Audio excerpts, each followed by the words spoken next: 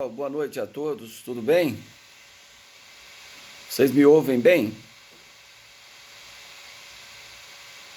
Não, está sem falha. Então tá ok, nós vamos começar então a nossa aula de hoje. Eu só peço para vocês me auxiliarem no seguinte sentido. Onde que nós paramos aí a aula anterior que eu não me recordo? Nós terminamos de falar as hipóteses de cabimento do 581 ou não falamos todas? Acredito que não tenhamos falado todas, ou falamos.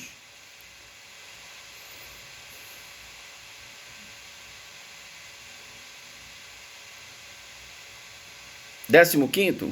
Então vamos lá, explicamos. 15º é que o julgado deserta a apelação, ou não receber apelação ou julgado deserta, né? Então, uma hipótese de cabimento do recurso em sentido estrito disposto aí no artigo 581, inciso 5º do Código de Processo Penal. Então vamos, quem pode me auxiliar fazendo a leitura? Vamos falar então agora o artigo 5º 581, inciso 16º, mais hipótese de cabimento do recurso em sentido estrito.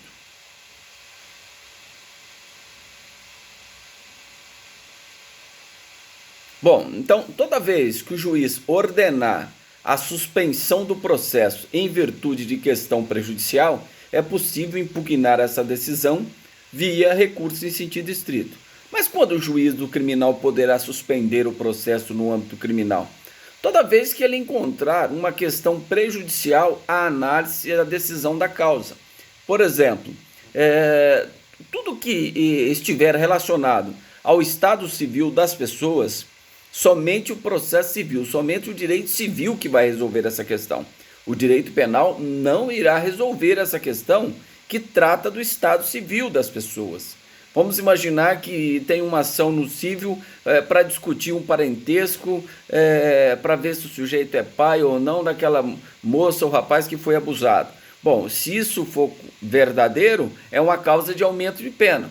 Então, o juiz, por entender ser uma questão prejudicial na análise daquele processo criminal, ele poderá suspender o procedimento criminal até a solução da questão lá no civil. Quem pode ler rapidamente são as hipóteses do artigo 92 e 93 do Código de Processo Penal, quando nós falamos em questões prejudiciais. Quem pode ler rapidamente o artigo 92?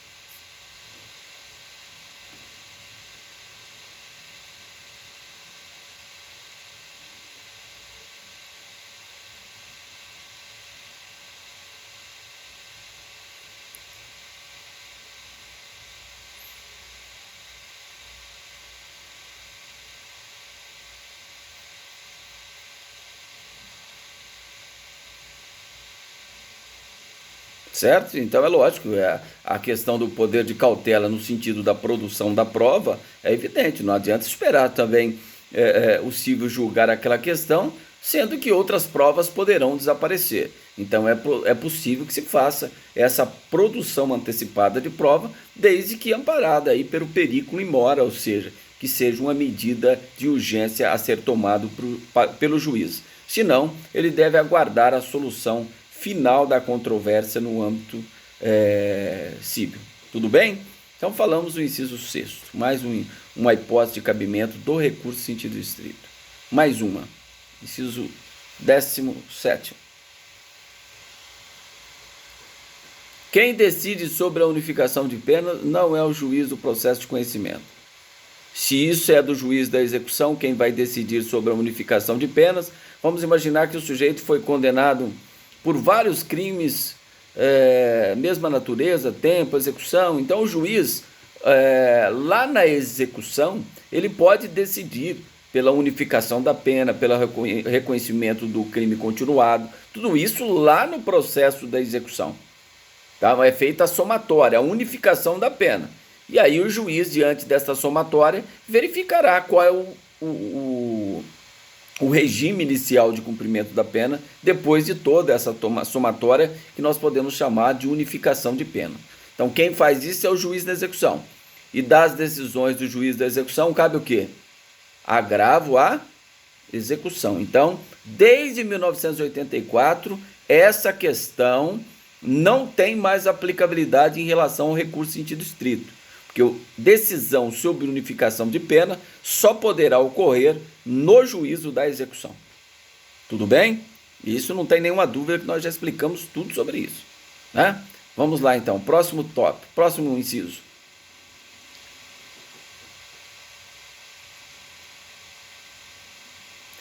Decidir o incidente de falsidade. Bom, então toda vez que o juiz for provocado a pronunciar sobre a veracidade ou a falsidade de um documento, instaura-se um incidente. E toda vez que o juiz decidir, prestem atenção, não é que se ele vai reconhecer o documento como verdadeiro ou falso. As duas hipóteses, cabe recurso em sentido estrito. Então, é uma decisão que o juiz profere num incidente de falsidade, né? de documento. Um incidente de falsidade de documento. Tá certo? Então, ele pode decidir que o documento é verdadeiro, mantém o documento no processo, ou ele pode decidir que o documento é falso e deve ser desentranhado do processo. Qualquer uma dessas decisões que ele proferir desafia o recurso em sentido estrito. Salvo engano, é artigo 145 do Código de Processo Penal. Quem pode fazer a leitura só essa primeira parte do artigo 145 do Código Penal. Aliás, do Código de Processo Penal, desculpa.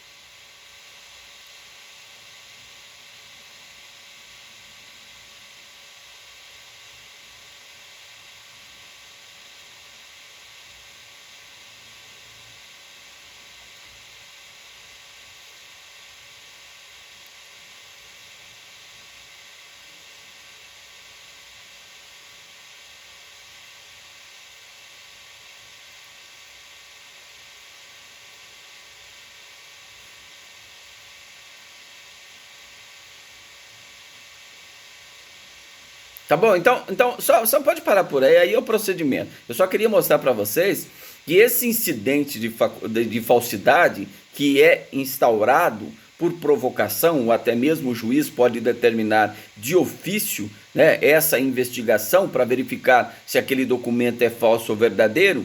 Então basta qualquer uma das decisões que diga que o documento é verdadeiro e deve permanecer no processo, ou diga que o documento é falso, deve ser desentranhado do processo.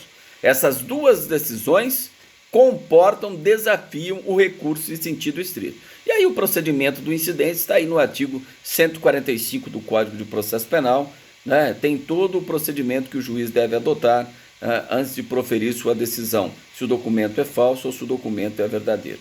Tudo bem? Então não tem nenhuma dúvida nesse aspecto. Próximo inciso.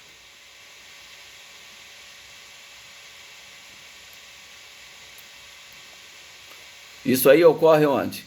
Vamos imaginar que o sujeito está cumprindo pena, ele fica louco na prisão, o juiz vai substituir a pena privativa de liberdade e vai aplicar a medida de segurança de internação em hospital de custódia ou tratamento ambulatorial, depende, se for o caso, que tipo de pena que o sujeito está a cumprir, tá? Se é detenção ou se é reclusão.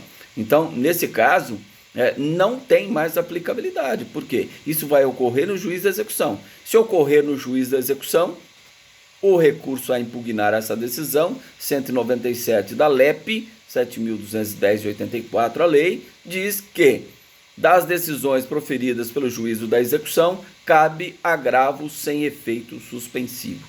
Ponto. Artigo 197 da LEP. Então, desde 1984 também, que criou-se a lei de execução, criando o agravo à execução, não tem mais aplicabilidade esse dispositivo mencionado no referido artigo 581, em relação ao rese. Mas se a decisão é proferida pelo juiz da execução, desafia a agravo à execução. Tá bom?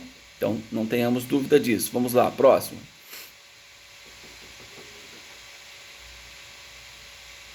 Tá, isso não tem aplicabilidade, vocês riscam aí. Mais um.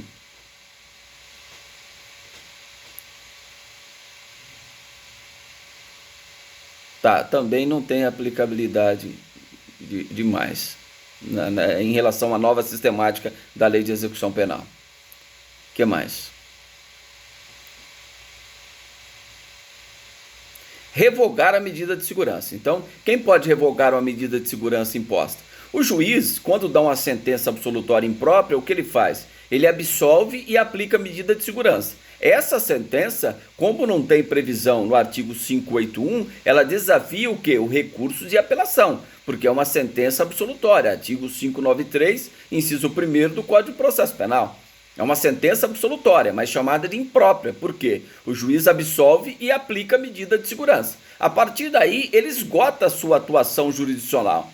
Se houver um recurso de apelação, o tribunal vai analisar se mantém ou reforma a decisão. Agora, quem pode revogar? Se isso acontecer, esta revogação da medida de segurança vai ocorrer onde? Se o tribunal revogar em sede de recurso de apelação, em segundo grau, não cabe rez, cabe recurso especial, recurso extraordinário, embargos infringentes ou de nulidade, se a decisão for não unânime desfavorável ao réu. Mas não há que se falar em recurso em sentido estrito. Então isso só pode ocorrer onde? Na execução. Então o sujeito está cumprindo medida de segurança.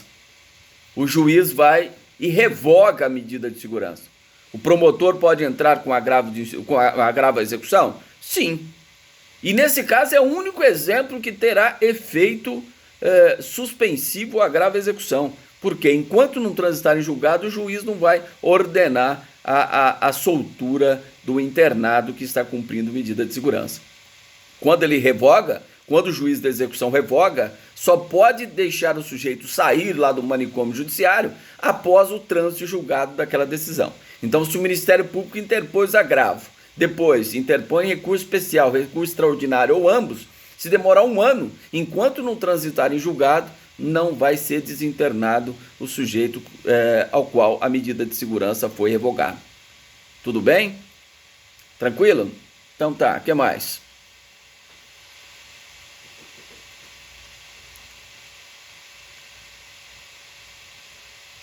Tá? Também a mesma coisa, agravo à execução não tem aplicabilidade. Do artigo 581, nós estamos estudando reze. Desde 84 isso não tem aplicabilidade, não cabe reze, é lá matéria de juiz de execução. Matéria do juiz de execução cabe agravo à execução. Próximo inciso.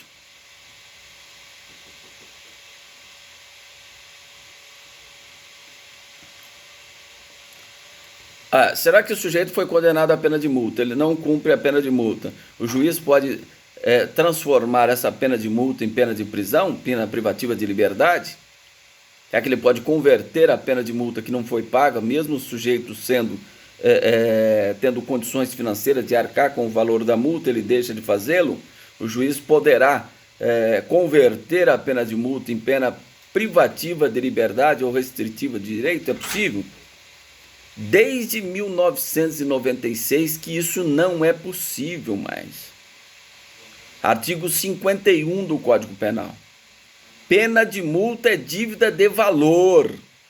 Não converte mais. Desde 1996, artigo 51, salvo engano, a lei que alterou, Lei 9.268 de 1996. Tá? Por quê? Pena de multa é dívida de valor. Se o sujeito não paga a pena de multa, será cobrado via o quê? Execução fiscal.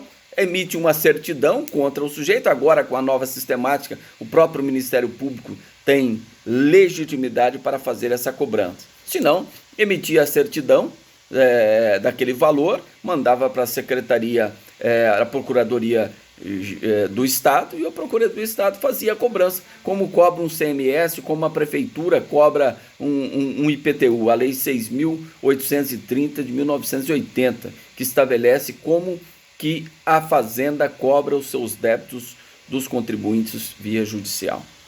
Tá certo? Então, multa, dívida de valor, não converte. Então, isso significa que podem riscar que isso nunca vai acontecer. Se acontecer uma arbitrariedade, o juiz está cometendo aí um erro absurdo, um erro injudicando absurdo, passível de ser punido e passível de se impetrar imediatamente um habeas corpus por manifesta ilegalidade na decisão do magistrado que afronta diretamente o artigo 51 do Código Penal. Tudo bem? O que mais? Tem uma parte nova aí, né? Tá atualizado aí?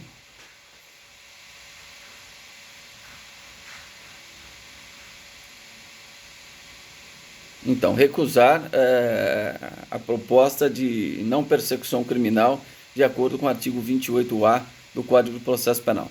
Bom, essa questão da não persecução criminal, nos crimes cuja pena não ultrapassa até 4 anos sem violência ou grave ameaça, o Ministério Público poderá oferecer uma proposta de não persecução criminal,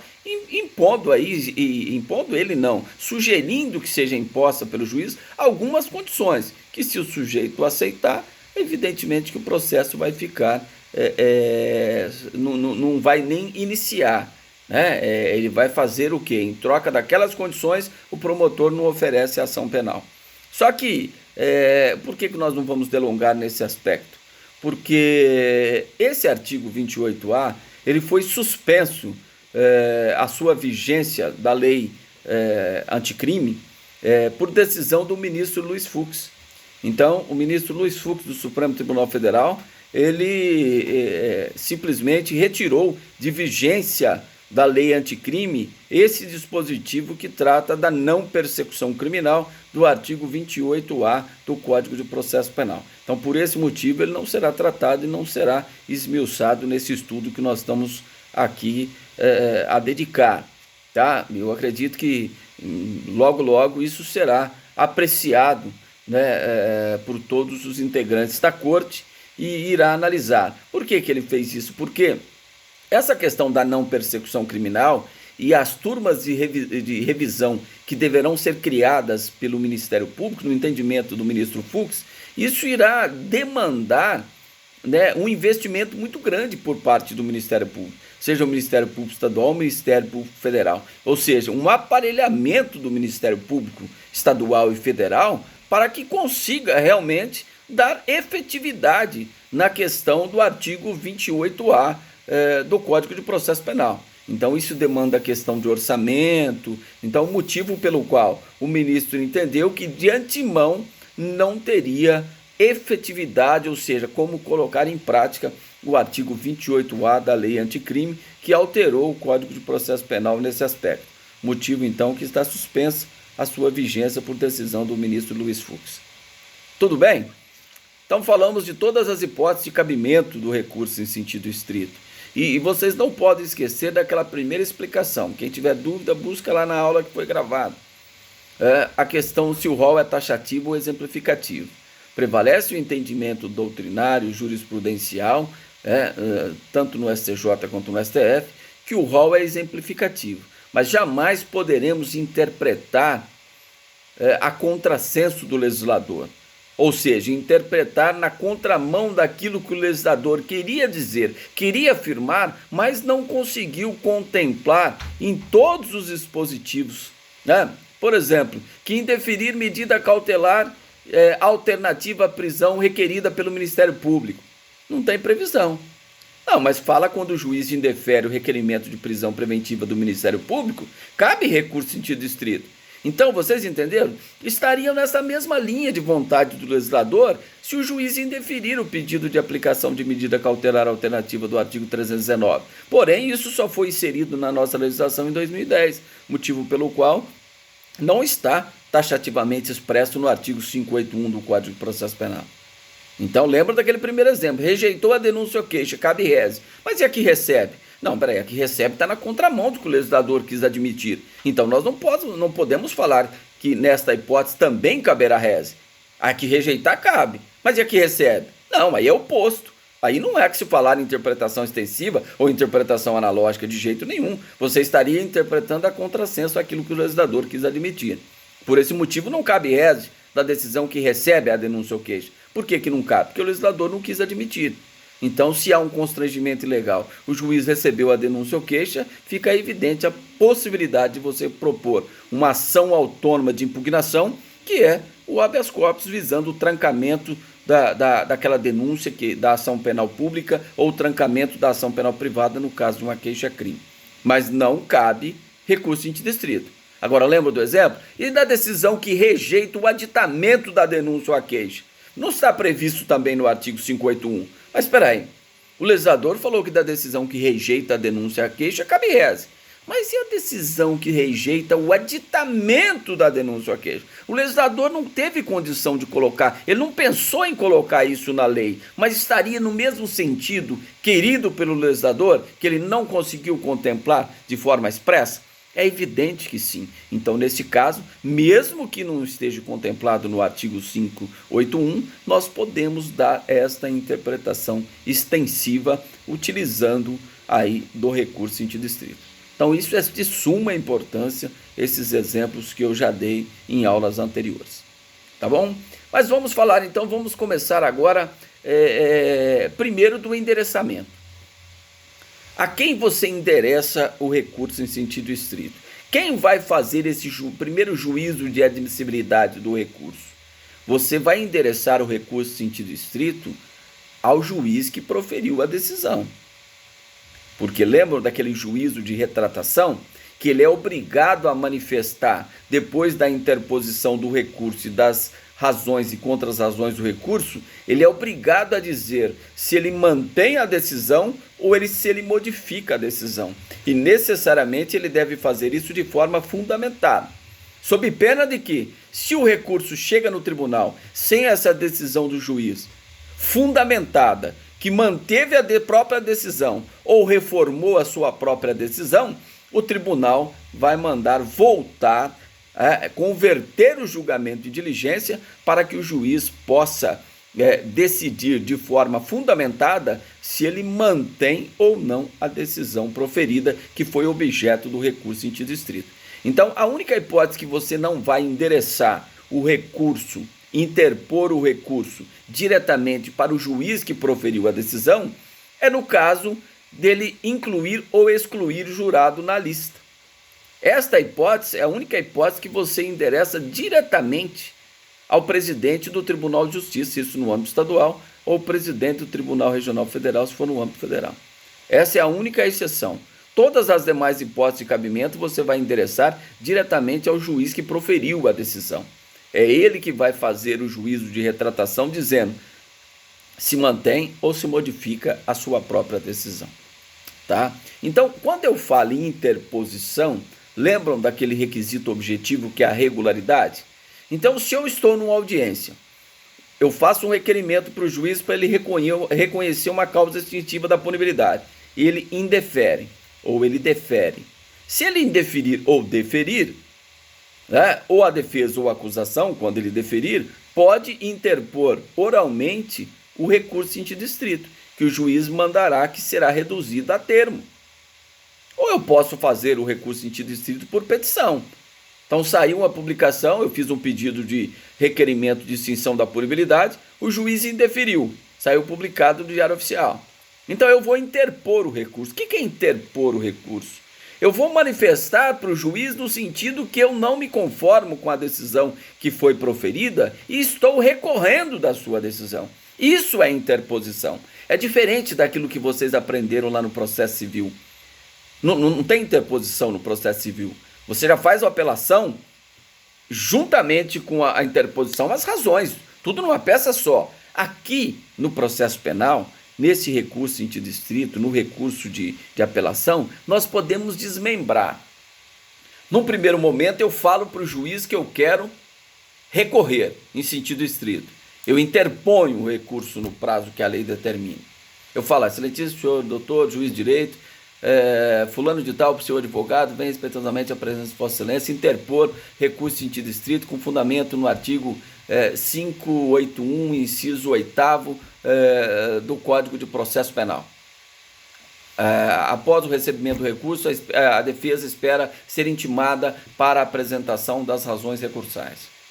Pronto. Eu não apresentei razões, eu enderecei uma interposição do recurso àquele juiz que proferiu a decisão. Ponto final. Mas eu dei as minhas razões recursais? Não, eu não fiz ainda, porque eu vou ser intimado para fazê-lo, no prazo que a lei determina. Então, esta interposição, a lei diz que nós temos 5 dias, e aí é o prazo processual, cuja contagem é aquela do artigo 798, parágrafo 5º do Código de Processo Penal, ou seja, exclui-se o dia inicial no cômputo do prazo. Então, e se for diário oficial eletrônico, se foi disponibilizado no Diário Oficial Eletrônico hoje, Hoje é quinta-feira, considera-se publicado no diário amanhã na sexta, o meu prazo é o próximo dia útil subsequente. Ou seja, iniciará meu prazo de 5 dias na segunda-feira, se foi publicado no Diário Oficial. Agora, se eu for intimado em audiência daquela decisão, exclui-se o dia da audiência, o prazo inicia no outro dia, o prazo de 5 dias para interpor. E presta atenção, esse prazo, ele é fatal, ele é peremptório. Se você não interpôs o recurso no 5º dia, né, excluindo o dia inicial, é lógico, nos termos do artigo 798, parágrafo 5º, vai fazer a coisa julgada, vai transitar em julgado. Imagine aquela hipótese do inciso 4º, quando o juiz fala assim, ó, vou pronunciar o réu, vou mandar ele a júri popular. A defesa fala, não, eu discordo, eu quero recorrer. Qual que é o prazo que ele tem para recorrer? 5 dias. Se ele não apresentar o recurso no prazo de 5 dias, o que vai acontecer com aquela decisão? Vai transitar em julgado a decisão de pronúncia. O que vai acontecer? O réu vai ser submetido a julgamento pelo tribunal do júri, porque já houve o trânsito julgado da decisão de pronúncia. Acabou. É 5 dias, é fatal, é peremptório. Não prorroga.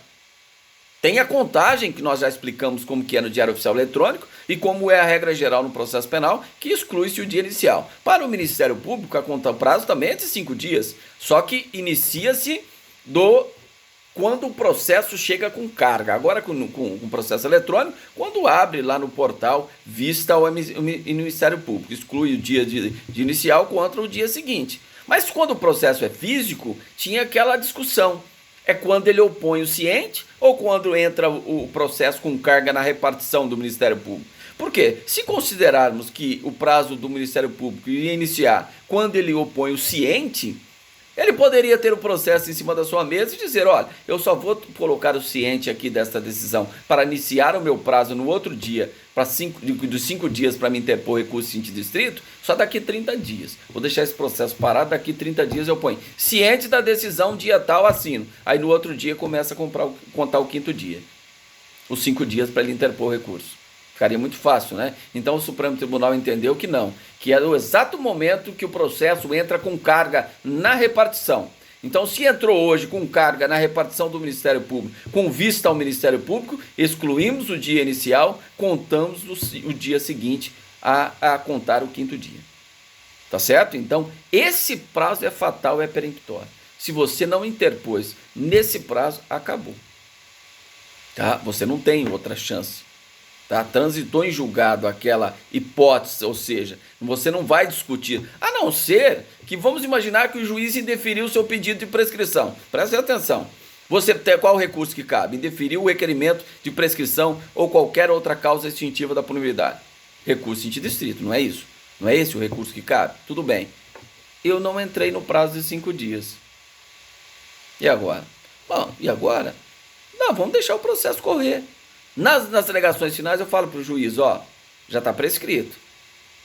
O juiz vai analisar de novo e fala que não dá a sentença. Na sentença eu discordo, uma sentença condenatória eu vou apelar. Em preliminar de apelação eu já vou lá e vou alegar a prescrição.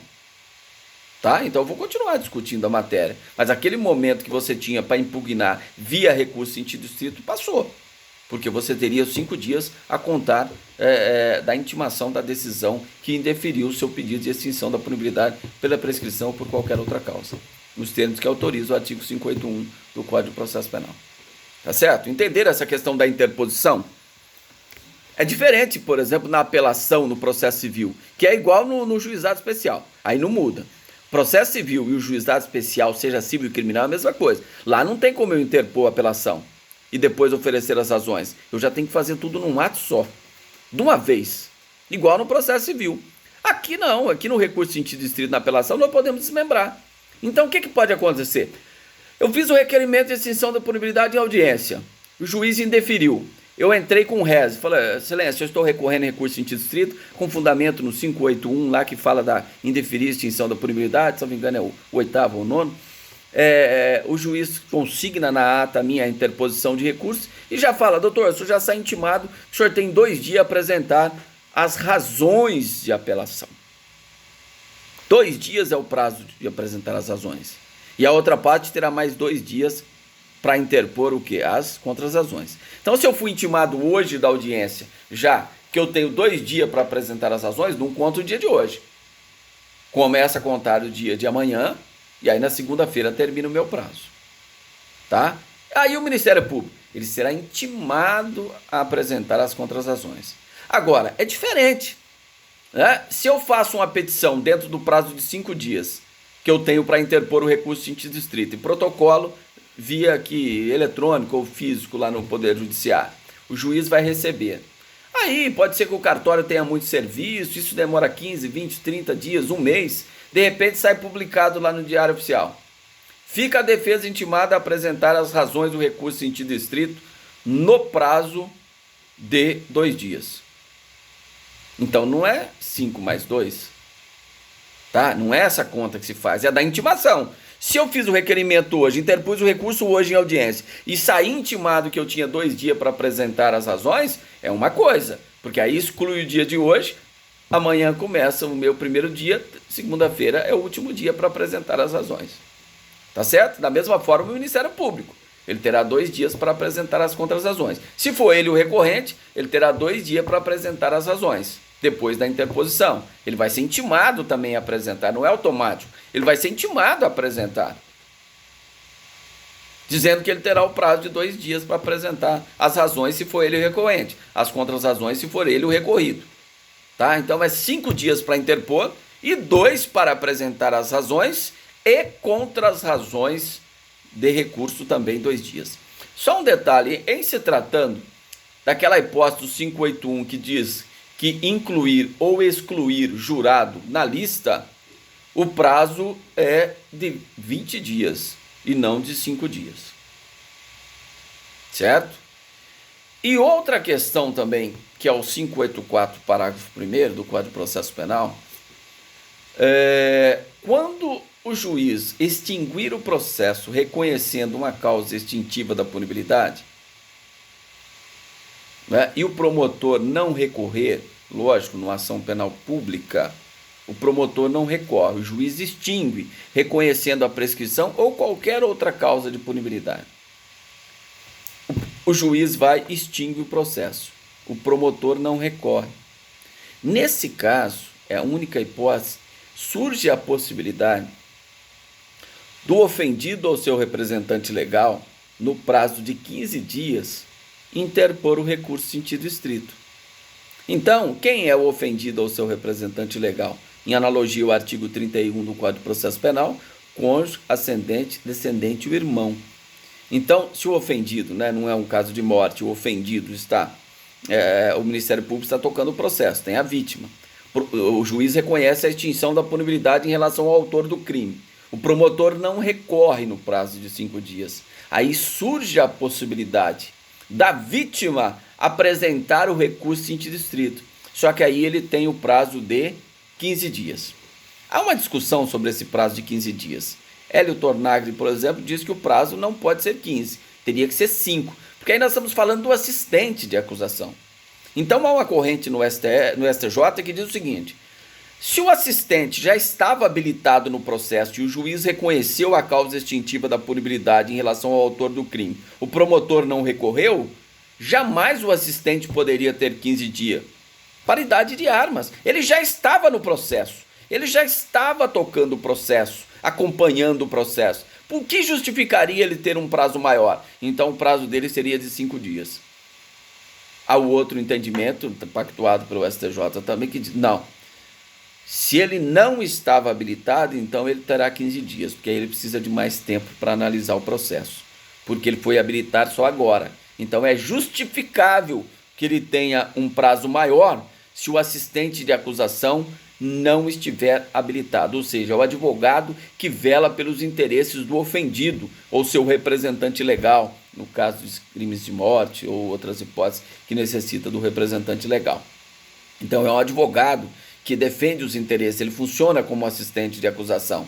Se ele já está habilitado no processo, já atua no processo, recebe as intimações do processo, participa do processo, não justificaria ele ter o prazo de 15 dias. Agora, se ele habilitou naquele momento em que o Ministério Público não ofereceu o recurso em sentido estrito, quando o juiz reconhece uma causa extintiva de punibilidade em relação ao autor do crime, justificaria então um prazo maior de 15 dias para que o assistente de acusação que não estava habilitado se habilite no processo e aí sim proponha um recurso em sentido estrito no prazo de 15 dias.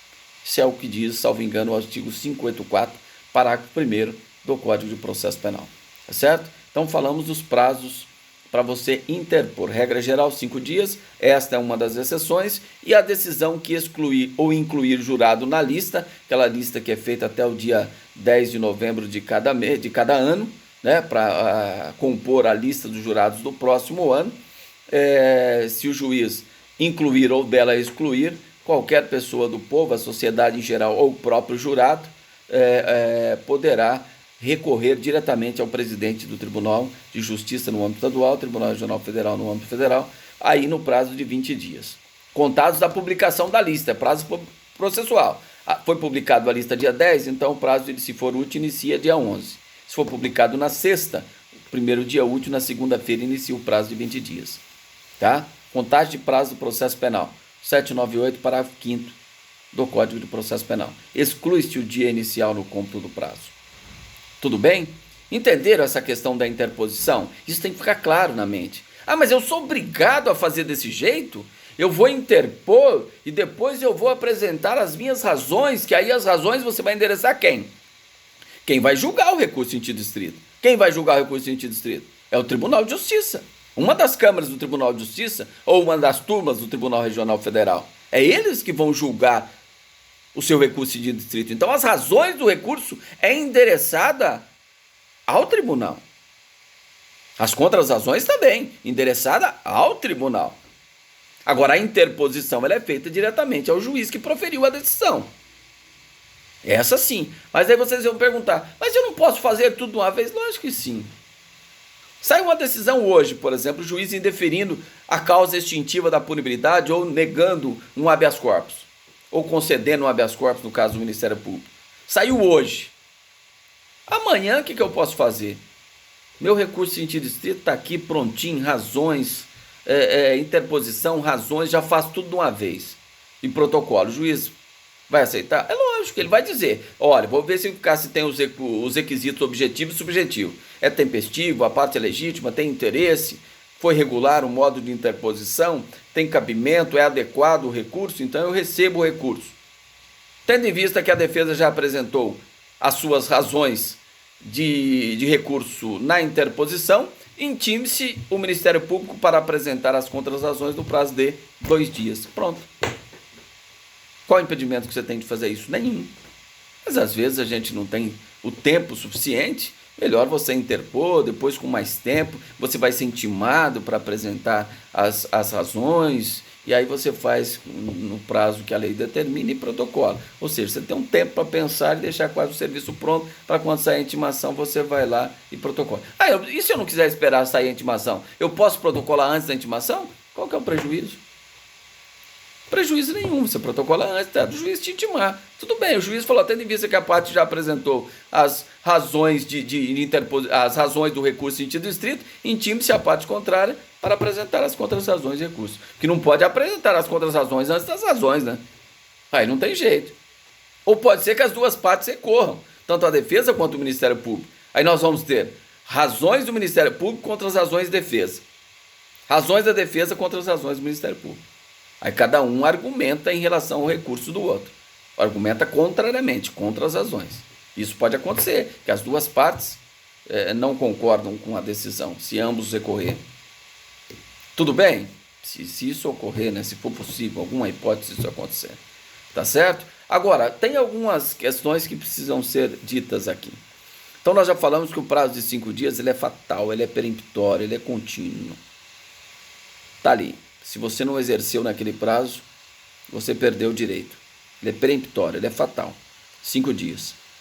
Nesse exemplo que nós estamos dando é a regra geral, só naqueles 12 hipóteses que eu já expliquei, que é prazo diferenciado. Tá. Mas aí o que acontece? Eu fiz a interposição do recurso, o juiz intimou para me apresentar as razões no prazo de 2 dias. Eu não apresento as razões. E aí?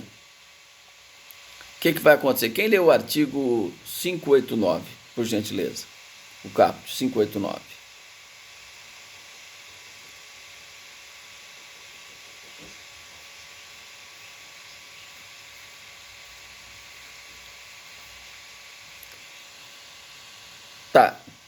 Tá bom, até aí tá bom.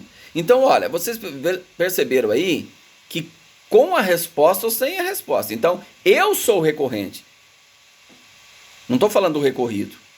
A lei fala que se o recorrido não apresentar as contrarrazões, o juiz vai mandar para o tribunal. Não é isso que diz o 589? Daqui a pouco nós voltamos. Mas vamos só ler um artigo e ver se a gente tem como fazer uma interpretação extensiva e resolver essa questão. Pode ler o artigo 601 do Código de Processo Penal, que é em relação ao recurso de apelação, mas nós vamos trazer um entendimento aqui para o recurso em sentido estrito para ver se procede ou não. Pode fazer a leitura, então, do artigo 601.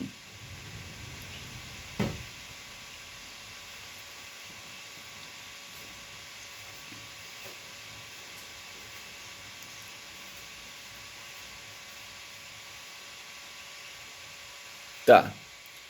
E aí, então, voltando à pergunta. Eu interpus o recurso, tudo bem, no prazo de 5 dias.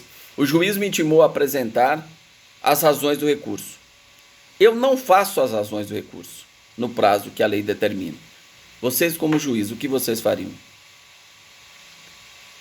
De acordo com o artigo 601, nós podemos fazer uma interpretação analógica e mandar o processo para o tribunal?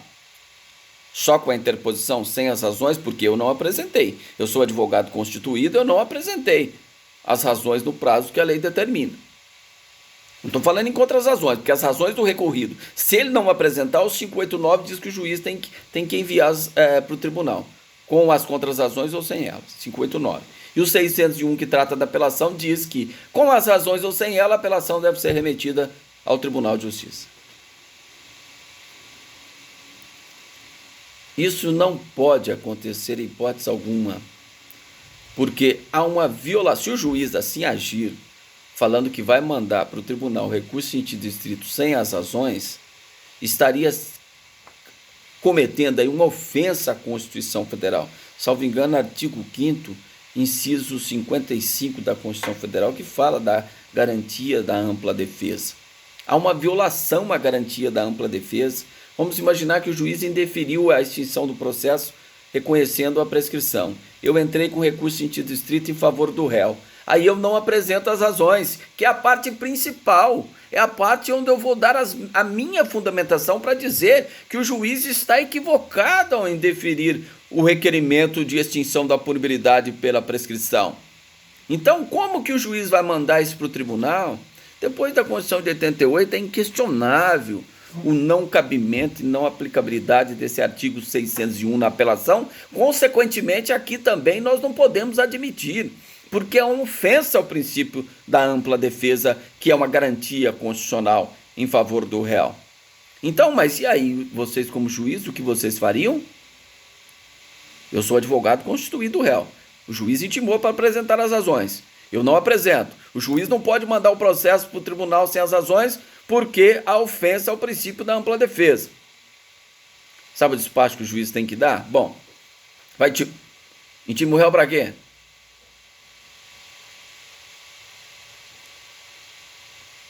Isso nós estudamos semestre passado, bem lembrado, né? O que vai acontecer? O juiz o réu não tem culpa por, na minha qualidade de advogado, eu ter sido negligente e não apresentei as razões que o juiz mandou. Então o que vai acontecer? O juiz vai dar um despacho assim: intime-se o réu. Primeiro, ele pode me multar. Vamos falar isso. Artigo 265. Ele pode me multar de 10 a 100 salário mínimo, porque eu abandonei o processo. Apesar que é uma discussão lá em cima se isso é constitucional, ou o que é abandono de processo, se é constitucional ou não essa multa. Mas está lá, de 10 a 100 salários mínimos. O juiz pode me multar, aí ele vai dizer o seguinte, da seguinte forma: intime-se o réu para constituir, desculpa, pessoal, novo advogado, no prazo de 5 dias ou no prazo de 10 dias, de sua confiança, sob pena de ser-lhe-á nomeado um advogado dativo ou encaminhado à defensoria pública, de maneira geral, Por quê? O réu não tem culpa de ter escolhido um mau advogado, então ele tem o direito de escolher outro de sua confiança. A advocacia é confiança. Se foi quebrada essa confiança, o juiz tem que facultar ao réu o direito de nomear e constituir um advogado particular de sua confiança. Se ele não o fizer no prazo que o juiz determinou, aí sim o juiz vai mandar para a Defensoria Pública ou convênio da Defensoria Pública com a Ordem dos Advogados para que um advogado dativo sequer apresenta as razões recursais. Tá certo? Mas vamos imaginar o seguinte, para ficar bem entendido. Eu fui intimado a apresentar no prazo de 2 dias e não apresento. Aí já faz 7 dias. Eu apresento no 8º dia. O juiz vai receber? Vai. Mera irregularidade esse prazo de 2 dias. Se você descumprir, não estou falando para vocês descumprirem, mas se você descumprir, não há nulidade. No processo penal só decreta nulidade quando causar prejuízo às partes. Qual o prejuízo aí? Tudo bem, que o réu estava preso, tudo bem, você não trabalhou legal, porque seu cliente preso, você ainda está demorando para recorrer em favor dele, ele preso, isso não é legal. Né? Mas há mera irregularidade, não há nulidade. Até mesmo, ele recebeu uma intimação lá na cadeia para constituir novo advogado. Eu vou e apresento, o juiz vai receber? Vai. A não ser que tenha uma manifestação dele revogando os poderes que outorgou para mim, dizendo que não quer mais, não me quer mais no processo dele. Não tem problema nenhum. Se o juiz já me multou, eu vou discutir depois a multa, dizendo que eu não havia abandonado. Por um motivo ou outro, eu estou apresentando agora, o cliente me mantém como advogado e ponto final. Vai ser recebida essa ação. Então, é mera irregularidade. Agora, o artigo 589 diz do recorrido. Então, o recorrido é as contrarrazões. Então tá, a minha parte já resolveu, como recorrente. Tá? E agora vamos na parte do Ministério Público. Intimado, ele não apresenta as contrarrazões. Aí o artigo 589 diz o quê? Para o juiz fazer? Com as contrarrazões ou sem elas, mandar para o tribunal, não é? É isso que diz o 589? Tá. Mas o juiz também não pode. Sabe por que não pode? Porque o Ministério Público, a partir do momento que ele interpõe o recurso, ou ele é parte no processo, ele não pode desistir. Ele não pode deixar de apresentar. Porque o artigo 576 diz que o Ministério Público não poderá desistir do recurso que haja interposto. Bom, se ele não é parte, não foi ele que interpôs, mas ele como parte oposta, necessariamente ele tem que contrariar os argumentos da defesa. Ou seja, apresentar as contrarrazões. Não necessariamente se opor integralmente ao que a defesa diz, mas ele deve apresentar a manifestação. Se tem razões, tem contrarrazões do Ministério. Se ele não fizer, o juiz vai comunicar ao Procurador-Geral de Justiça ou Procurador-Geral da República, se for no âmbito federal, que é o chefe dos promotores, que aí vai impor a penalidade, a sanção disciplinar, de acordo com o entendimento do Conselho Nacional do Ministério Público. Tá certo? Esse é o entendimento exato sobre isso. Então, entenderam sobre essa questão das razões e contrarrazões? Interposição, razões e contrarrazões? A regra é 2 dias. Você tem que interpor no prazo que a lei determina, tudo bem. Mas se não, há um constrangimento ilegal, né? Há um prazo peremptório fatal? Não. O juiz vai receber o seu recurso. Tudo bem? Então tá, vamos continuar. Bom, agora nós precisamos saber de um detalhe. Como que esse recurso vai para o tribunal? Se vai ser necessário a gente formar um instrumento, aparelhar o nosso recurso com as principais peças do processo, para que ele suba para o tribunal anexando essas principais peças do processo, ou ele vai subir nos próprios autos. Olha que questão interessante. Então a própria lei, no artigo 583 do Código de Processo Penal diz quando ele subirá ou não nos próprios autos. Um exemplo para vocês entenderem. O juiz rejeitou a denúncia. Se ele rejeitou a denúncia, não tem processo iniciado. Se não tem processo iniciado, eu preciso, como o Ministério Público, no caso, ele que vai recorrer, ele precisa formar um instrumento ou aquele processo todo vai para o tribunal? O processo todo vai para o tribunal. Não precisa formar instrumento. Não tem prejuízo nenhum. Agora, olha a diferença. E quando o juiz indeferir meu pedido de requerimento de extinção da punibilidade pela prescrição. Presta atenção. O réu está respondendo um processo. Na audiência eu faço o pedido para o juiz reconhecer a prescrição. Ele indefere. Eu vou interpor o recurso em sentido estrito. O processo original, aí pensando num processo físico, porque o eletrônico é mais fácil, né? Você só ticar lá e anexar. Processo físico.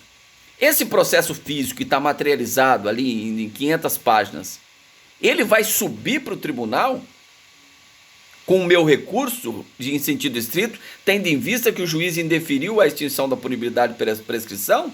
Ou eu vou ter que formar um instrumento? Pensam bem. Porque se subir o processo todo para o tribunal, como que vai continuar as audiências e até a sentença? Porque o juiz indeferiu o meu pedido. O processo vai para o tribunal, vai parar a instrução? Não, o juiz tem que ir até o fim com a sentença. Então é necessário que eu faça o quê? Que eu forme um instrumento. Que eu indico as principais peças. Isso eu posso fazer na interposição, ou por uma petição intermediária entre a interposição e as razões. Eu vou dizer para o juiz, olha, deve subir junto a cópia da denúncia, cópia do auto de prisão em flagrante, cópia da defesa preliminar, cópia do requerimento que eu fiz de extinção da punibilidade, cópia da decisão recorrida, certidão da intimação da decisão recorrida para o tribunal verificar a regularidade do recurso em sentido estrito. Então vocês vejam que é necessário formar um instrumento. Por isso que fala agravo de instrumento. Quando o processo está tramitando lá no processo civil, você quer recorrer da decisão do juiz, você não tem que tirar lá a cópia do processo e interpor diretamente lá no tribunal e depois comunicar ao juiz que se você interpôs para ver se ele mantém ou se modifica a decisão? Então isso é formar um instrumento. Porque o processo não pode, eu não posso ir lá no civil, lá no processo civil, pegar o processo e falar, me dá ele aí que eu vou entrar com o agravo de instrumento e vou mandar ele lá para o tribunal. Ora, e como que vai ficar o andamento aqui? A decisão do juiz foi proferida, mas o processo continua. Então é a mesma coisa, agora diferente. Se o juiz extingue a punibilidade, eu faço o requerimento de prescrição, ele fala, reconheço e julgo extinto o processo reconhecendo a prescrição. Não tem mais processo. Tem algum prejuízo de o processo subir inteiro para o tribunal? Nos próprios autos? É lógico que não. Qual que é o prejuízo? Nenhum. Porque ele extinguiu a punibilidade, ele extinguiu o processo. Sentença terminativa de mérito que cabe recurso em sentido estrito. Então, quando ele julga procedente a exceção, salvo a suspeição. Vamos imaginar que, nesse caso, ele reconhece a litispendência. Morreu o processo. Vai continuar em andamento? Ele vai marcar audiência? Reconheço aqui a litispendência, mas marco a audiência para daqui a 30 dias. Tem isso? Não. Reconheceu a litispendência, acabou o processo. Tem algum problema o promotor recorrer e esse processo físico ir para o tribunal? Tem algum prejuízo para o primeiro grau? Não. Se não tem prejuízo, então nós falamos que ele vai subir nos próprios autos. Não é necessário que você faça um instrumento. Se causar prejuízo para o andamento do processo em primeiro grau, aí você tem que formar um instrumento. Aí você tem que formar um instrumento, não tem jeito. Tá? Vamos imaginar o seguinte, para vocês entenderem melhor. A decisão de pronúncia, ela tem um efeito suspensivo em relação ao julgamento. Suspende tão somente o julgamento pelo tribunal do júri. Esse é o efeito do recurso em sentido estrito em relação à decisão que pronuncia o réu, que manda ele para júri popular. Tá? Esse é o efeito suspensivo tão somente em relação aos efeitos da pronúncia. Suspende o julgamento. Tá? Mas vamos imaginar que são dois réus que foram pronunciados. Um só recorreu. Está lá, um processo físico, 500 páginas. Dois réus, 500 páginas no processo físico. Um recorre. O outro não recorre. Fala, não, eu não quero recorrer, eu quero ser submetido em julgamento perante o tribunal do júri. Ele tem o direito, ele não recorre. E aquele que recorreu, o que ele vai fazer? Ele vai pegar, o juiz vai pegar os autos originais e vai mandar para o tribunal? Mas e aquele que vai ser submetido pelo julgamento pelo júri? Cadê o processo? Não vai causar um prejuízo para o andamento do processo do outro aqui? Então os autos originais devem ficar aqui em primeiro grau. E você tem que fazer o quê se você quiser recorrer daquele réu que quis recorrer da pronúncia? Você vai ter que formar o quê? Um instrumento. Você tem que pegar as principais peças do processo e anexar indicar na petição quais as peças que você quer indicar. Como não tem custas, já teve custas no processo penal, mas hoje, pelo princípio da ampla defesa, se você não tem dinheiro para tirar xerox para anexar no seu recurso, é o cartório que vai ter que fazer. Então, se eu indico lá, eu quero que junte ao meu recurso de sentido estrito, cópia da prisão em flagrante, recebimento da denúncia, defesa preliminar, certidão que decisão que indeferiu o reconhecimento da prescrição, certidão da intimação da decisão recorrida. Se eu não tenho dinheiro para tirar cópia, o que vai acontecer? O cartório vai tirar cópia, formar um instrumento e vai mandar para o tribunal. Depois das razões e contra-razões, o juiz manifesta se ele mantém ou não a decisão e manda para o tribunal. Então eu formei um instrumento. Ele não subiu nos próprios autos. Agora, presta atenção. Se há 2 réus, os 2 recorreram da decisão de pronúncia. Os 2 réus, mesmo advogado, ou advogados diferentes, os 2 recorrem. Precisa formar um instrumento? Qual que é o prejuízo aqui por primeiro grau se mandar o processo original na íntegra aqui